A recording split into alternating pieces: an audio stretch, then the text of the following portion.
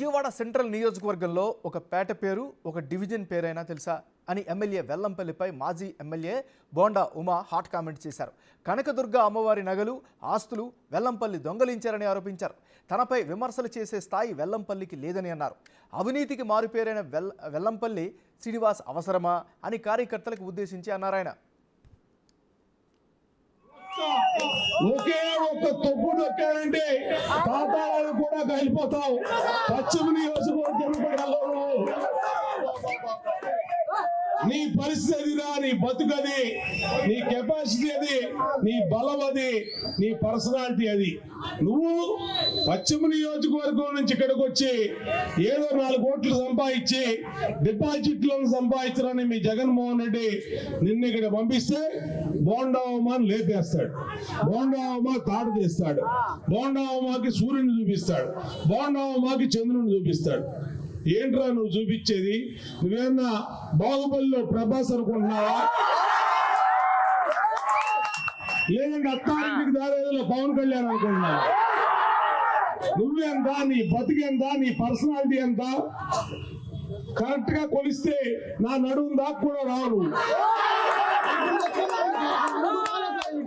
నువ్వు నీకు నీ బతుకేంటి, నీ పర్సనాలిటీ ఏంట్రా? నువ్వు నన్ను మాట్లాడేవాడివా? నువ్వు 2 సార్లు పశ్చిమ నియోజకవర్గ ఎమ్మెల్యేగా చేశారు. అసలు నీ టికెట్ ఎందుకు తీస్తాడు మీ జగన్మోహన్ రెడ్డి? చెప్పు, ఎందుకు తీస్తాడు మీ టికెట్? నిన్ను టికెట్ లేకుండా నువ్వు మొత్తం అమ్మవారి గుళ్ళో వెండి సింహాలు కొట్టేశావు.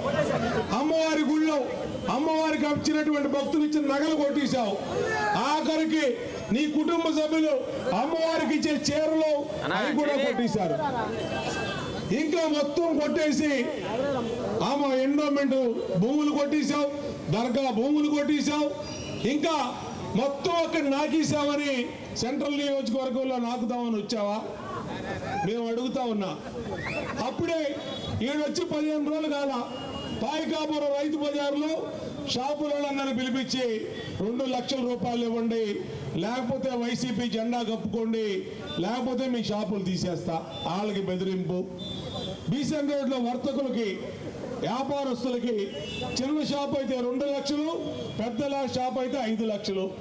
సత్యనాపురం వర్తక సంఘాన్ని గౌరవ చేసి చిన్న షాపు అయితే 2 లక్షలు, పెద్ద షాప్ అయితే 3 లక్షలు, 4 లక్షలు ఇవ్వండి.